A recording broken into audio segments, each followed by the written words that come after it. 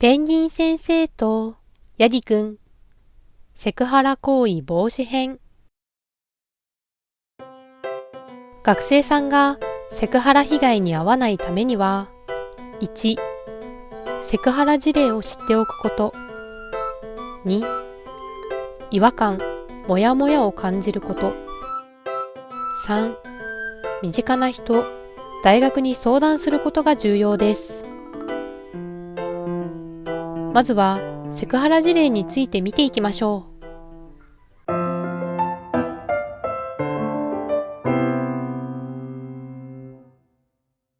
卒論の添削で呼ばれた鹿さん。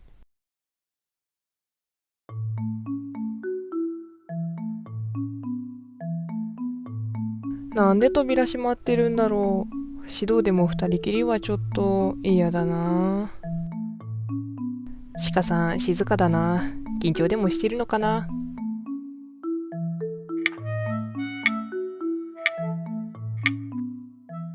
キュッキャー。頭や肩を撫でるなど、体への接触はセクハラです。はいはい、触らなきゃいいんでしょ。違います。扉の小窓にポスターなどを貼って中の様子がわからない密室での指導。また、キャンパスの中でも人気のない部屋での指導はセクシャルハラスメントだと言われても仕方ありません。学生にとっては気持ちの悪いことだからです。第三者の目が届かないところで指導をする必要はないからです。指導の際は何人かの学生と一緒に行う。または扉を開けた状態で行うようにしてください。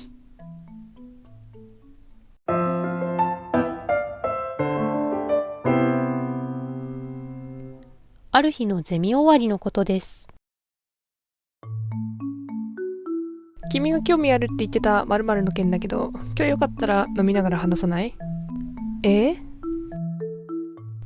なんでお酒飲みながらなんだろう。大学で話すのではダメなのかな。指導や研究の話はバーや居酒屋でしないでください。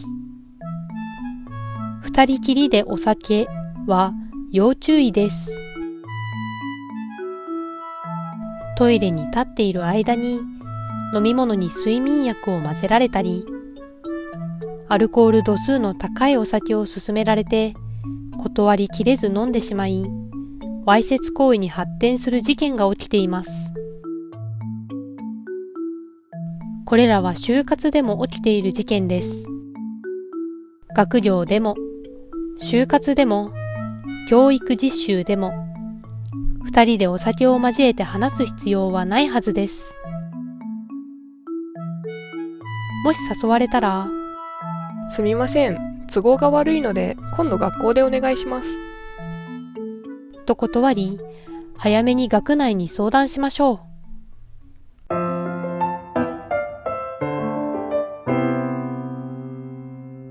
オンラインでのことでした。よろしくお願いします。はい、じゃあ始めましょう。なんだか久しぶりだね。マスクしてないの新鮮だね。かわいいね。へえ、部屋そんな感じなんだね。もっと見せてよ。ちょっと立ってみてよ。君の部屋着みたいな。王先生、こうした要求はセクハラであり、わいせつ行為への入り口です。鹿さん。どうしよう。気持ち悪い。すぐにビデオをオフにして大学に相談してください。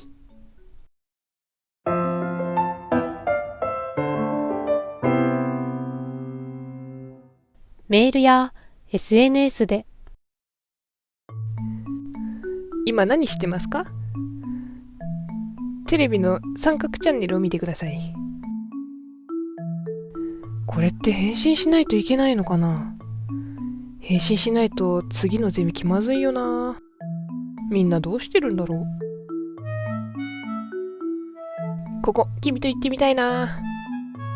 今度二人でどう？君って〇〇好きだったよね。彼氏いるの？なんで返信ないの？大好き、今度デートしようね。みんなには内緒だよ。部屋着裸の写真送って。際どい写真が送られてくる。プライベートな質問には返信をしないでください。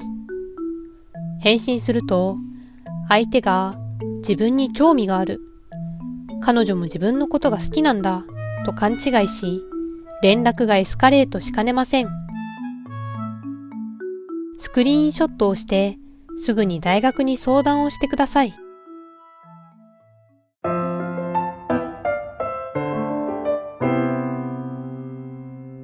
学会発表やボランティアなどの学外活動で、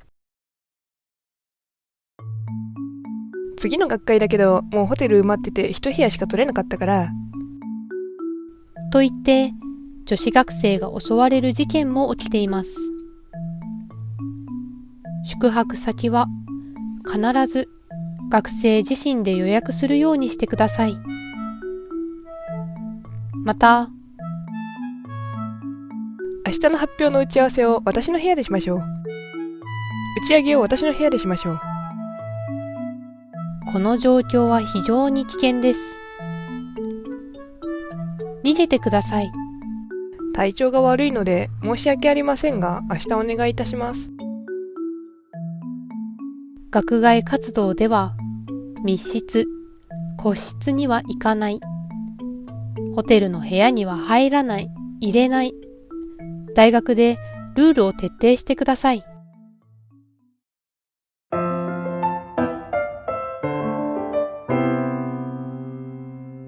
さらに、君、駅前でバイトしてるの？行っちゃうかな。土曜に卒論の添削しましょう。あのおしゃれなカフェ行ったことある？私の家まで論文を持ってきてください。君が家に来るまで論文は見ません。私の家で打ち合わせしましょう。〇〇の展示に行きましょう。あれは非常に勉強になりますよ。他のゼミ生は興味ないみたいだから二人なんだけど。学外で二人きりで会うことはセクハラであり、わいせつ行為に発展しかねない最も危険な状況です。特に教員の自宅で指導は極めて危険です。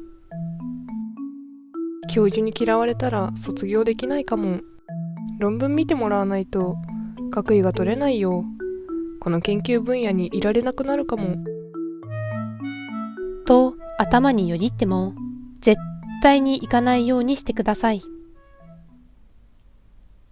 すぐ相談が重要です。さて、セクハラ被害に遭わないためには、セクハラ事例を知った上で、違和感、モヤモヤを感じることが重要です。なんで扉閉まってるんだろう。指導でも二人きりはちょっと嫌だな。なんでお酒飲みながらなんだろう。大学で話すのではダメなのかな。卒論遅れてないのになんで一人だけ土曜日に指導なんだろう。鹿さんが感じていたようなこうした違和感がとっても重要です。そして些細なことでも身近な人、大学に相談するようにしましょう。身近な人に話すことで、それって何かおかしくない？同じゼミだけど僕はそんな風に指導するなんて聞いてないよと変なことに気がつくことができたり、断り方を考えたり、一緒に大学に相談しに行くこともできます。また、身近な人に相談しても考えすぎじゃない？先生のこと疑いすぎだよと言われてしまったり、不安を理解してもらえなかった場合は迷わず大学、外部機関に相談してください。大学の皆さん、学生さんから相談があった際は、学生さんの話を丁寧に聞き、要望を伺い、学生さんの保護を優先してください。セクハラをした教員は、セクハラではない。場を和ませるためにやったのにセクハラだなんて失礼だぞ。このぐらいでセクハラなんて大げさな。だいたい相手も同意してたからついてきたんだろう。嫌だなんて言ってなかったぞ。好意を伝えるのはセクハラではないと主張するかもしれません。しかし、これらは誤った認識です。セクハラかどうかを判断するのは加害者ではありません。また、セクハラを受けた方は指導関係で断りにくかったり、強い恐怖で嫌だと言えなかったり、意見を言う隙もなかったり、逃げられないことがあります。